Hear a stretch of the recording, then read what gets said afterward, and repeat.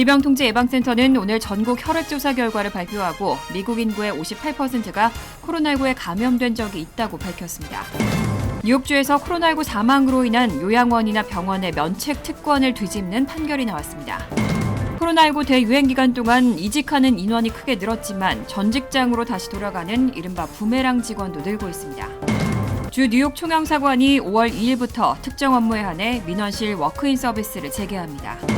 연방정부가 저소득층의 냉난방 유틸리티 비용을 지원하기 위해서 3억 8,500만 달러를 추가로 투입합니다. 이상은 이 시각 주요 뉴스입니다.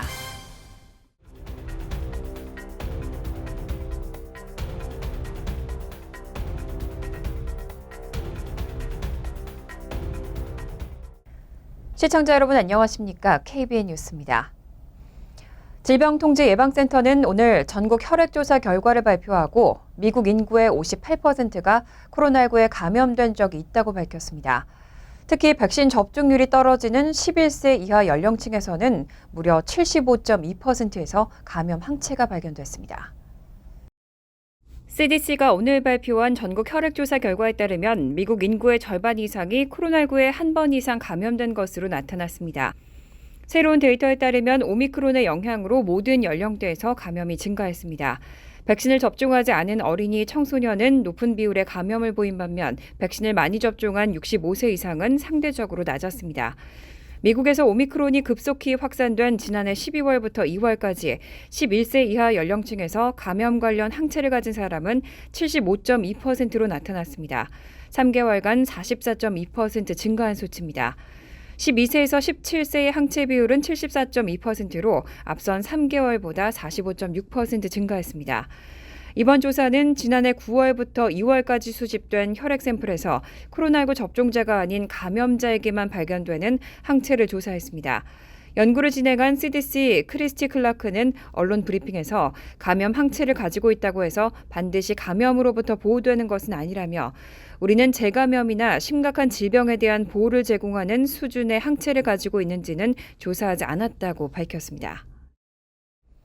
FDA가 경구용 코로나19 치료제 렘데시비르의 사용 승인 연령을 확대했습니다.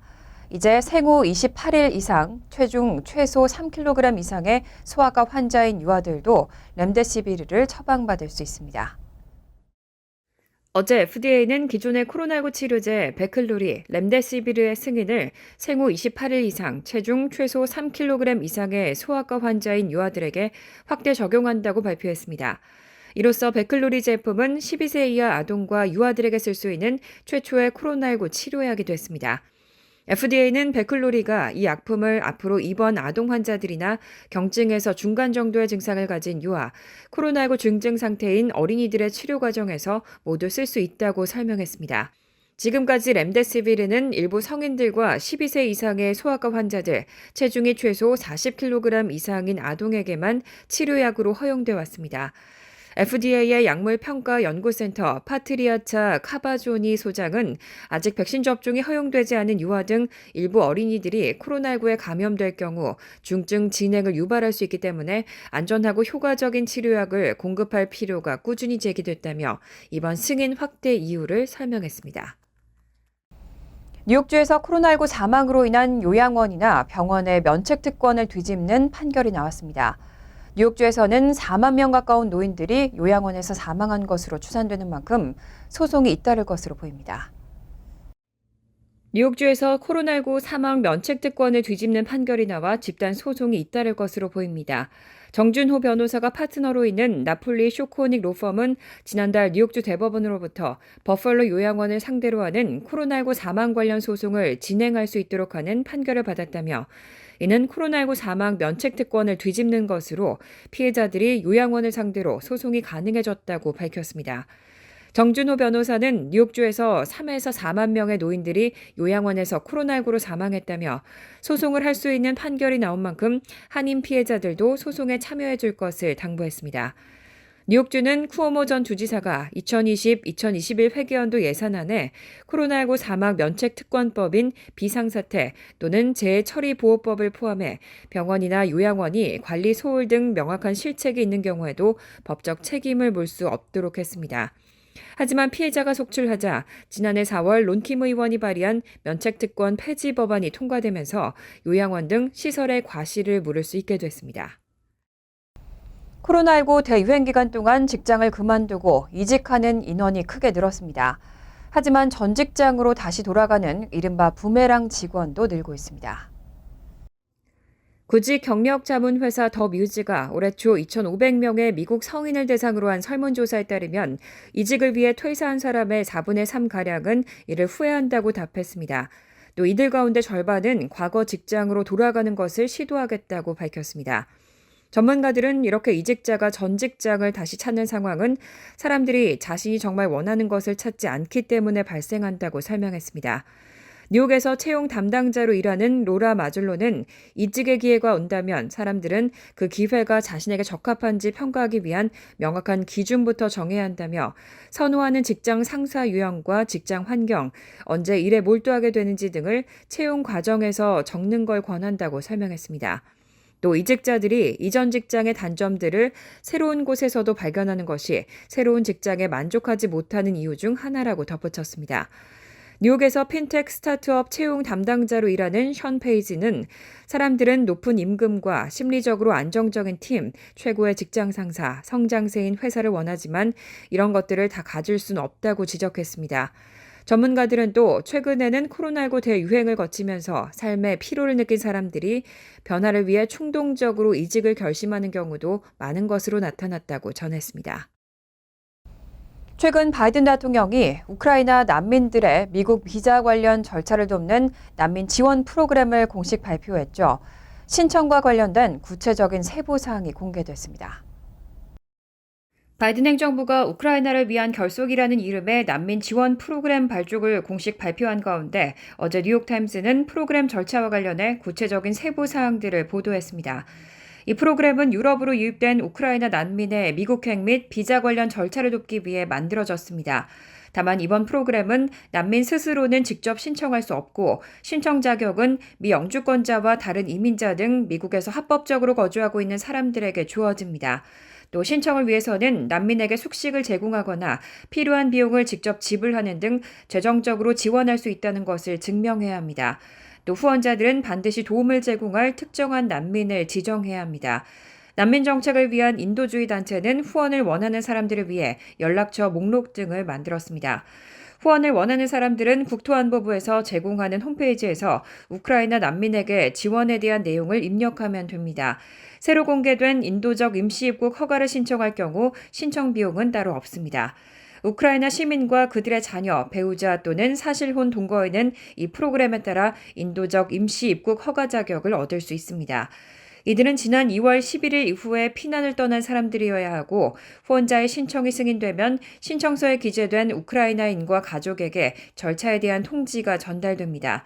이민자들은 미국행 최종 승인과 허가를 통보받으면 90일 이내로 미국에 입국해야 합니다. 해당 프로그램에 승인된 우크라이나 난민들은 최대 2년까지 미국에서 체류할 수 있습니다. 세계 군사비가 지난해 처음으로 2조 달러를 돌파했습니다. 이 가운데 미국이 38%를 차지하면서 국방비를 가장 많이 지출했는데요. 미국은 10위 안에 든 나머지 국가들을 합친 것보다 더 많은 국방비를 지출했습니다. 인터넷 매체 엑시오스는 스톡홀름 국제평가연구소의 발표를 인용해 세계 군사비가 지난해 처음으로 2조 달러를 돌파했고 이 가운데 미국이 38%로 국방비를 가장 많이 지출한 국가로 기록됐다고 보도했습니다. 미국은 10위 안에 든 나머지 국가들보다 더 많은 국방비를 지출했습니다.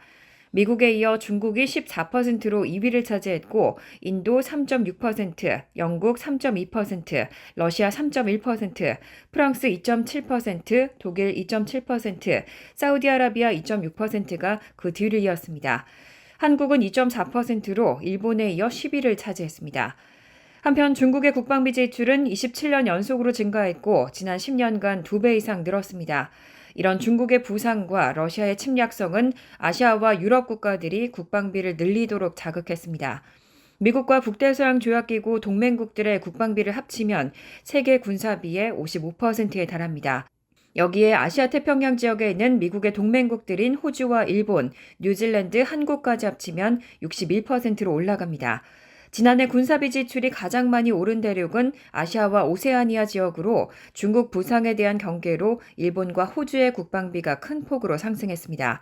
또 러시아의 우크라이나 침공으로 유럽의 군사비, 특히 독일은 국방비를 대폭 증액한 것으로 나타났습니다.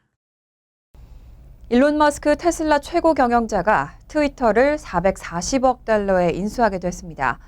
머스크는 트위터를 지금보다 더 낮게 만들고 싶다는 포부를 밝혔습니다. CNN과 AP통신 등에 따르면 어제 트위터의 지분 매각 소식 후 일론 머스크는 성명을 통해 언론의 자유는 민주주의가 작동하는 기반이고 트위터는 인류 미래의 필수적인 문제들이 논의되는 디지털 타운 광장이라고 언급했습니다. 이어 새로운 기능으로 트위터를 향상시키고 신뢰도를 높이기 위한 알고리즘을 오픈소스로 만들고 스팸봇을 물리치고 모든 이용자를 인증함으로써 트위터를 그 어느 때보다 더 좋게 만들고 싶다고 설명했습니다. 일론 머스크는 또 트위터는 엄청난 잠재력을 가지고 있다면서 트위터를 개방하기 위해 회사 및 사용자 커뮤니티와 함께 일할 수 있기를 기대한다고 덧붙였습니다. 머스크는 앞서 이달 4일 트위터 지분 9%를 취득한 뒤 13일 나머지 주식 전부를 주당 54달러 20센트로 인수하겠다고 제안했습니다. 트위터 측은 이런 머스크의 인수 제안에 경영권 방어책을 도입하면서 거부 자세를 취했고 지난 15일 트위터 이사회는 머스크가 주식 매입을 늘리기 어렵게 하는 포이즌 필을 만장일치로 채택한 바 있습니다. 하지만 머스크 측이 트위터 인수 자금을 확보했다고 표명하자 결국 제안을 받아들이면서 머스크는 440억 달러에 트위터를 인수할 수 있게 됐습니다. 트럼프 그룹을 조사 중인 뉴욕주의 자료 제출 요구를 거부한 트럼프 전 대통령이 법정 모독으로 벌금을 물게 됐습니다. 자료를 제출할 때까지 하루 $10,000의 벌금이 부과됩니다. 뉴욕시 맨하튼 1심 법원의 아서 앵고런 판사는 마감일까지 뉴욕주의 자료 제출 요구를 거부한 트럼프 전 대통령의 법정 모독죄를 인정하고 자료를 낼 때까지 하루 $10,000의 벌금을 부과한다고 판결했습니다. 레티샤 제임스 뉴욕주 검찰총장 겸 법무장관은 트럼프 전 대통령의 가족 기업인 트럼프 그룹이 자산 가치를 의도적으로 부풀리거나 낮춰서 유리한 조건의 세금과 대출, 보험 혜택을 받았다는 의혹을 조사 중인 가운데 이러한 자산 평가 과정 등에 관한 서류 제출을 요구해왔습니다. 법원은 자료 제출 시한을 당초 3월 3일로 정했다가 나중에 3월 31일로 연장했지만 트럼프 전 대통령 측은 여전히 요구한 자료를 내지 않은 것으로 전해졌습니다. 법률 전문가들은 만약 트럼프 전 대통령이 벌금도 내지 않을 경우 뉴욕주 규정에 따라 감옥에 수감될 수도 있다고 전했습니다. 다만 판사가 다른 수단을 쓸 수도 있기 때문에 전직 대통령을 구속할 가능성은 작다는 견해가 우세합니다. 한편 이날 판결에 대해 양측의 반응은 극명하게 갈렸습니다. 트럼프 전 대통령을 변호하는 알리나 하바 변호사는 소환장에 따른 모든 서류는 몇 달 전 검찰총장에게 제공됐다면서 정치적인 캠페인이라고 반발했습니다. 반면 제임스 총장은 성명을 내고 정의가 승리했다고 밝혔습니다. 주 뉴욕 총영사관이 5월 2일부터 특정 업무에 한해 민원실 워크인 서비스를 재개합니다. 영사 확인과 재외국민 등록 및 가족관계 증명서 발급 업무는 연령이나 요일에 무관하게 워크인 서비스가 제공됩니다. 어제 주 뉴욕 총영사관은 5월 2일부터 긴급한 처리의 필요성이 인정되는 영사 확인과 재외국민 등록 및 등본 발급, 가족관계 증명서 발급 업무에 대해 연령과 요일에 무관하게 워크인 서비스를 제공한다고 밝혔습니다. 총영사관은 당초 5월 초부터 주 1회 한해 연령에 무관하게 일부 민원 업무에 대해 워크인 서비스를 제공하기로 계획했지만 민원인 편의를 도모하는 차원에서 요일에 무관하게 상기 일부 업무에 대한 워크인 서비스를 실시하기로 결정했다고 전했습니다. 반면 총영사관은 여권, 국적, 사증, 병역 등 기타 업무는 당분간 현행 예약 시스템을 유지할 예정이라고 덧붙였습니다. 또 총영사관은 워크인 서비스를 이용하는 민원인의 경우 오후 3시까지만 입장이 가능하기 때문에 되도록 오후 3시 이전에 영사관에 도착하길 당부했습니다. 한편 65세 이상 민원인의 경우는 지난 3월 21일부터 실시 중인 총영사관 측의 개선 조치에 따라 모든 민원 서비스를 요일에 무관하게 예약 없이 방문해 이용할 수 있습니다. 총영사관은 또 5월 중순 이후부터는 순회 영사 업무를 일부 재개할 예정이고 순회 영사 대상 지역 및 일정을 추후 공지할 예정이라고 밝혔습니다.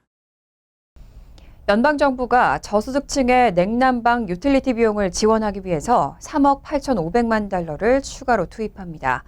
4인 가족 소득 기준으로 뉴욕은 5,249달러, 뉴저지는 6,438달러를 넘지 않으면 신청할 수 있습니다. 어제 백악관과 보건복지부 등에 따르면 연방정부는 각 주의 저소득층 에너지 지원 프로그램을 통해 3억 8,500만 달러 이상을 유틸리티 비용 지원에 쓰기로 결정했습니다. 앞서 연방정부는 미국 구조법과 초당적 인프라 법안 등을 통해 이미 저소득층 에너지 지원 프로그램을 지원한 바 있습니다. 이번 지원금까지 더해지면 연방정부 지원금은 총 84억 달러에 달합니다. 뉴욕주는 주 중간소득의 60% 수준보다 소득이 적은 가정에 한해 지원을 받을 수 있습니다. 4인 가족 기준으로 월소득 5,249달러보다 적게 벌면 홈페이지를 통해 신청이 가능합니다. 여름 냉방비 지원금 신청은 오는 5월 2일부터 시작될 예정인데 에어컨과 선풍기 구입 및 설치 비용을 지원받을 수 있습니다. 뉴저지주 역시 주 중위소득의 60%, 4인 가족을 기준으로 월소득 6,438달러를 넘지 않은 주민에게 지원금을 제공합니다. 뉴저지주에서 지원금 신청은 오는 6월 30일까지 가능하지만 지원금은 선착순으로 제공되기 때문에 자격이 된다면 즉시 신청할 것이 당부되고 있습니다. 간추린 소식입니다. 버지니아주 로어노크 대학의 독립운동가 김규식 선생을 기념하는 표지판이 세워졌습니다. 버지니아 주정부는 아시아 태평양계 역사적인 인물 중 한 명으로 독립운동가 김규식 선생을 선정하고 김 선생이 공부했던 로어노크 대학에 기념 표지판을 설치했습니다. 어린 나이에 부모를 잃은 김 선생은 선교사 언더우드의 도움으로 도미해 로어노크대에서 학사학위를 받고 프린스턴대에서 영문학 석사를 취득한 후 귀국했습니다. 1919년에는 파리 강화회의에 참석해 일본의 침략을 규탄했고 김구, 이승만 등과 함께 임시정부 등에서 활동하며 독립운동을 벌였습니다. 오마하의 현인으로 불리는 워렌 버핏 버크셔 해서웨이 회장 겸 CEO와의 점심 경매가 오는 6월 2년 만에 재개됩니다.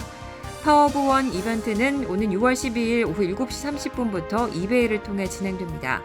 경매가는 25,000달러부터 시작하고 6월 17일 오후 7시 30분 종료됩니다. 경매 낙찰자는 7명의 지인을 초대해 버핏 회장과 맨하튼의 스테이크 식당 스미스 앤 월런스키에서 점심을 함께하게 됩니다. 최근 2년간 코로나19로 중단됐던 이 행사가 올해를 마지막으로 더 이상 열리지 않으면서 경매가는 역대 최고가를 경신할 것으로 전망됩니다. 지금까지의 최고가는 2019년 암호화폐 트론 창업자 저스틴 써니 써낸 456만 7,888달러였습니다. 코로나19 백신을 맞지 않은 뉴욕시경 소속 경찰들의 대량 해고 사태가 불가피한 것으로 예상되면서 치안 공백이 우려되고 있습니다.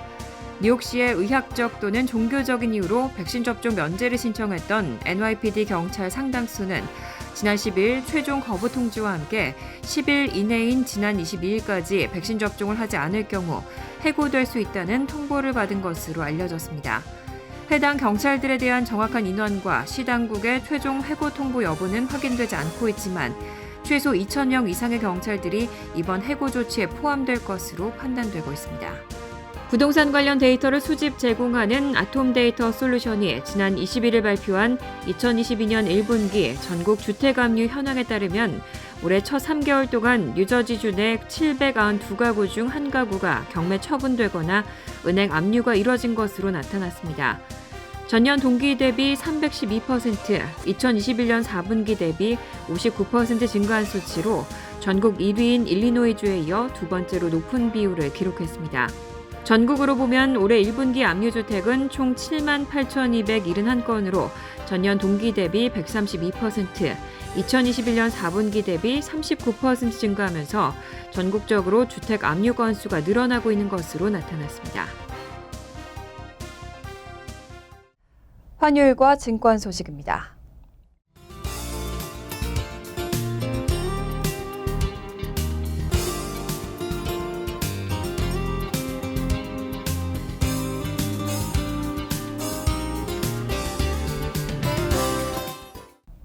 이어서 날씨입니다.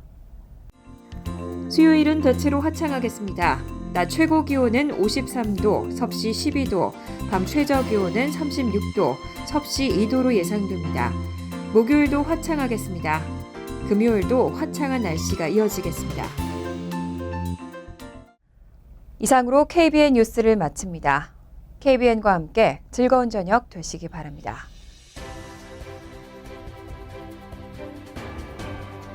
미 동부 최대 한인방송 KBN이 제작하는 KBN 뉴스는 웹사이트 mykbn.com 그리고 유튜브와 페이스북에서 다시 보실 수 있습니다. 좋아요, 구독, 알림 설정은 뉴스 제작에 큰 도움이 됩니다.